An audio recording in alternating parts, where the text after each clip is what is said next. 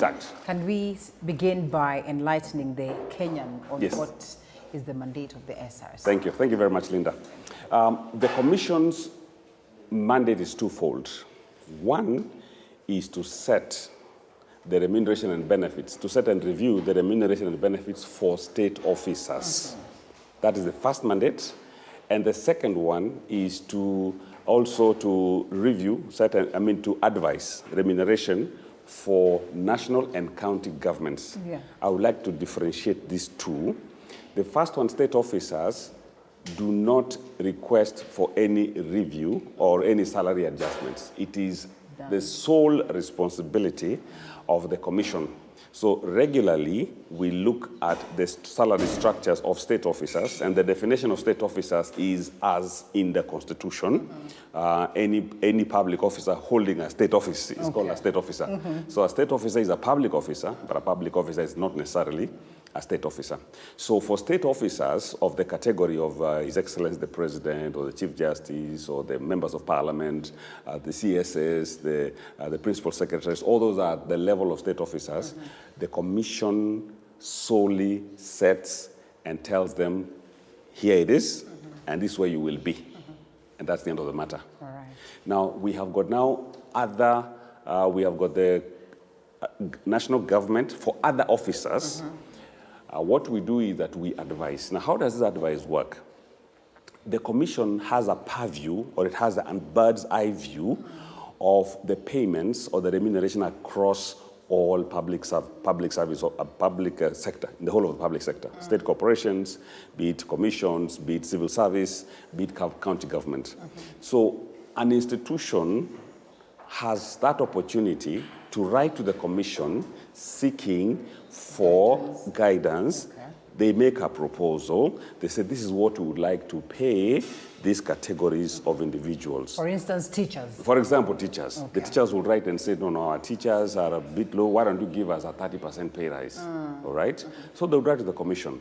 The Commission then would want to look at what does that mean within the TSC itself, between TSC and the civil service, between TSC, civil service, and other government organizations, and ensure that there is a general parity across board. Right. Because if you improve TSC or the teachers alone, then the same graded officers in the public service will also say, but how about us? So the impact, there is normally a ripple impact in terms of the wage bill. So what we'll do is that we will look at it and say, no, 30% is on the higher side. I think we'll give you 10%, because 10% then is within the brackets where everybody else is, to ensure there is equity across the public service. So that advice is now mandatory, is then followed because it has considered all other parameters. Okay. Yes. So we're looking at the mandate of setting the salaries, reviewing, advising, yes, and on the remuneration, yes, and also, the benefits, understanding the benefits, or helping understand the benefits of public service, basically. Now, you see, there is remuneration. Yes. Take-home pay, yes, but there are also other benefits. Right. For example, medical cover. Talking about leave is a benefit. The benefit you get, leave allowance. You are talking about retirement. You're talking about gratuity. All those are benefits that come together with the state officer and also the public officer. So those are benefits that are part and parcel of the discussion. All right. So we also do advise on those benefits. There are a certain level of officers who may require to be members of clubs. That's a benefit, okay? Or certain, mortgage. Yeah. You want to access a mortgage or a car loan or airtime. Those are all benefits that go together with that position. Yes. All right. A couple of questions here. All right. Well, the public wage bill has risen to, or has reached the level of 1 trillion as it stands. Correct. What initiatives has SRC employed that more resources then are available for development and service to Mwananchi? One of the biggest roles that the Commission has done is to reduce the speed at which the wage bill is increasing. Okay. The speed. The wage bill may not be arrested because you see Mwananchi continue requiring services. And as population increases, you expect that we'll have to recruit more people to be able to provide that service. So the essence of the wage bill growing really is because our productivity is not growing at the same rate. Yeah. So what the Commission has put in place, and it is working very closely with other government institutions, is has established a framework that should be able to enhance productivity in the different institutions to be able to generate higher return. What we're looking at is, can we make or can we bake a bigger cake? Can we be more efficient in the way we do things? And by being more efficient, you are able to generate additional revenue, which then can be used to address the other issues, especially development items in the country. So that is something that the Commission has done.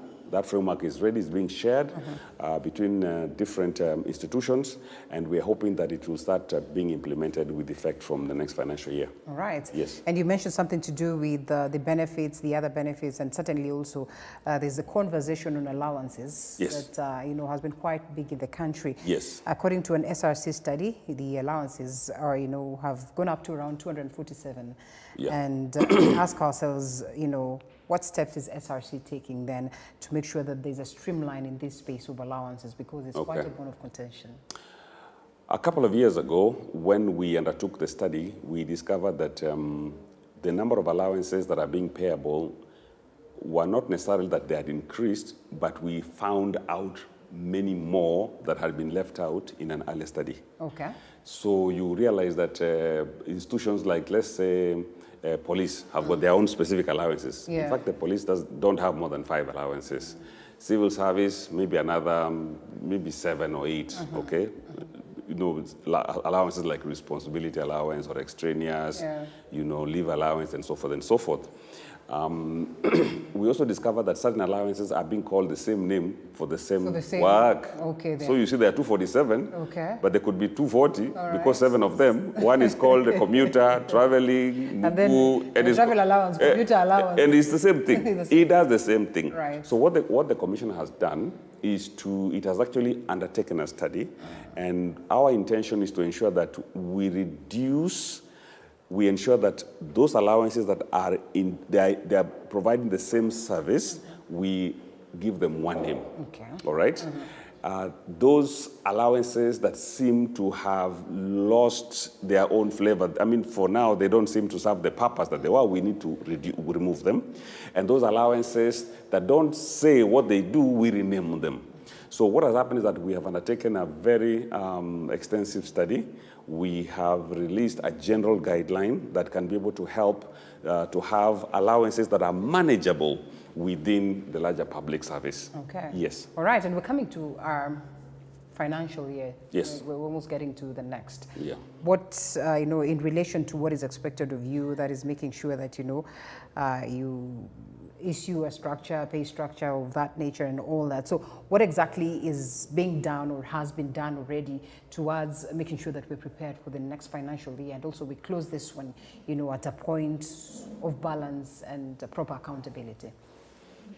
Well, that's a broad question because, you see, the advice the Commission gives is generally implemented within financial years. And the advice that we've been working on, you see, every 4 years, we need to have what you call a salary review, every 4 years. Right. However, the first 2 years of this cycle, we could not do that because of affordability. We didn't have any funds. You recall, during the period of COVID, it was very difficult. The economy actually slumped, and therefore we could not find sufficient funding to be able to do some kind of review. So we are in the process of undertaking a review, a slight review, that would hopefully be implemented with effect from the first week of next financial year. But that is in the process. We hope to get it cleared off so that by next month, institutions can begin doing the implementation. So generally, that is the big ticket item that we're talking about. But generally, other items that come on board, when institutions write to us and they're asking for certain payment for certain allowances or certain benefits. That is a continuous process. And therefore, depending on whether there's availability of budget, institutions can implement as and when we have actually cleared. But the big ticket item is the review, which ideally needs to start being implemented with effect from the next financial year. And so in the process of according advice and also declaring that these are the form of payments, Yes. who are the crucial bits of these sectors that you interact with? Because then I would want to assume that this cannot be done in isolation. No, it's not done in isolation. You see, we have got the key players are the employing institutions. For example, if you go to teachers, it's Teacher Service Commission. You see, If you go to the National Assembly, there's Parliamentary Service Commission, who are the employers. If you go to the police, there's the National Police Service Commission. If you go to government, there's Public Service Commission and Ministry of Public Service. These are the employing institutions who are our bigger stakeholders in the whole process. So before anything happens, we generally do a consultation.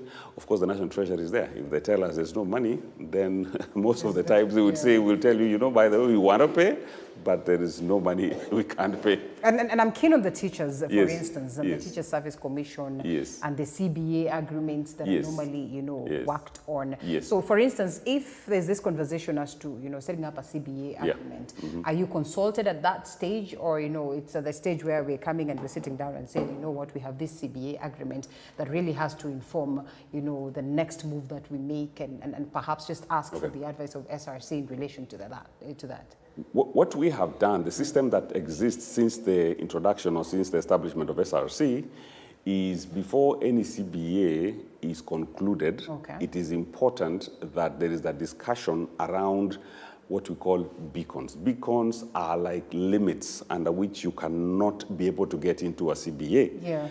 So what would happen is that the institution, the members of the union would approach management with a proposal. For example, now the 4 years are over, we want to start discussions on the new CBA. So the trade union would engage the management. Now, management, because they are not placed in the position where, as of SRC, like I said earlier, the commission has a purview. It has a bird's eye view of what's going on across the country in terms of remuneration. So what the management will do is actually make their proposals. They'll make their counter proposals to the trade union, but they will not start negotiating until they have consulted the commission. Why do they consult the commission? So that they are given the beacons in which they can negotiate. We don't want them to start negotiating because it's possible that they can negotiate outside a certain framework, which then would tilt the balance of what's going on within the larger public service. So that's what happens before any negotiation begins. The commission actually gives the advice to the employing institutions what they can use in terms of their beacons for negotiating. Yes. All right, fair enough. So what does SRC seek to achieve when it undertakes its monitoring and evaluation exercise across the public service? And one would say that while this is a mandate, constitutional for that matter, there has to be, a bird's view, an angle that is looked at in terms of making sure that eventually, as an institution or as a commission, this should be the end goal. It doesn't matter whether it's Sarah or SRM or, or Lean, yes. Yeah. The big picture for this nation, Linda, is to ensure that we are able to remunerate our staff or the public servants within the limits of remuneration principles. That's very important. 13 years ago, before 2010, that was not anywhere within government limits because individuals would actually approach the big office and say, please, can you increase our pay? So here you'll increase for so-and-so. But so when the other team comes, tell them there's no money. So what happened, there was a lot of inequity from 10 years earlier. Yeah. But as we speak right now, one of the goals of the commission is just to ensure that there is equity, that as we continue compensating the public service, it's within the limits of affordability and sustainability. That is so important. And not just compensation for the basis of compensation, but also to motivate and reward productivity and performance. It's very important that not everybody should get paid the same amount for doing the same thing, and if you have a unique individual or an institution that is doing very well, there needs to be a way we can recognize and to be able to reward such individuals. And also finally, in terms of equity, we would like to reach a place where people are being paid is equal pay for work of equal value. We'd like to reach that point. Of course, as we speak, that is quite, it will take a bit of time to do that, because where we've come from, there has been so many disparities within the public sector that for us to reach parity or to reach a point of harmonization, it will take a bit more time than what we already have. But of course, that process has begun, and that has been an intention of the Commission to ensure we reach a point where, even as you transit from one public service or one public sector to the other, it is not because of money, but it is because of additional productivity and skill that you'll be transferring to the next institution. So really, that's our big vision as we move on with the Commission. So how easy has it been working with stakeholders? And in this case, stakeholders then would mean the different entities that you assist in advice, in determining the salaries for these individuals. And the reason why I began by, pinpointing the members of parliament is that for the longest time we've been, having this, and sometimes it's looked at as a tussle. To a large extent, getting us asking whether then SRC should serve or falls under the bracket of independent institutions, and just how independent then it is. Because then it looks like, sometimes members of parliament, and we've had them as well, issuing threats that, SRC, SRM has to abide by this. If she doesn't, then it does not what. Sometimes it's so much fear for those ones that are taking up the mantle after. The main ones are going. Linda, I am painting a very terrible picture. It's not a terrible picture. It's a reality. It is what is seen. Yes. I told you that's really what people see. It's a perception, I told you. In reality, if you called a member of parliament and asked him whether they've added a shilling to their salary without consultation of SRC, they'll tell you. The SRC has to always have the final. That's the reason why this is a constitutional commission. You see, a constitutional commission is independent in the sense that it will make decisions that ideally should be borrowed and should be utilized by the other stakeholders. That was the purpose. And therefore, if after establishing SRC in the Constitution, you then go ahead and allowing individuals to actually review their pay, then there is a redundancy in terms of the purpose for which the institution was established. But to what extent does the SRC then enjoy this? And I know the final say is always with them, but to imagine that there's some bit of, There is definitely a toing and froing. You can attempt to interfere, you can interfere, but the final decision lies with the Commission. That is the final decision.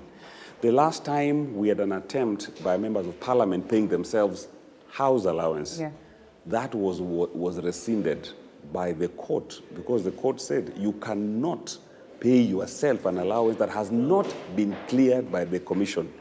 That does not stop the institution from saying we need more pay, please increase our pay, we are going to pay ourselves. All those statements you will hear.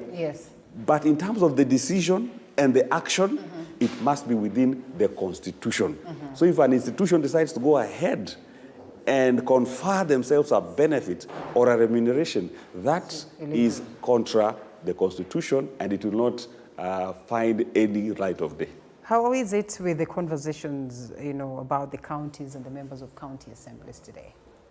Well, we are still, because we are all hearing what's happening on the screen. There are discussions going on, and for us, we said we have actually undertaken what we call the job evaluation. We've given them certain levels of remuneration. They feel different. They feel the remuneration should be higher. But of course, that's a continuous engagement. Who doesn't want more money? Yeah. Who doesn't want more money to do the role that they do? Certainly. Therefore, we must be able to balance that the desire for more money, the desire for productivity.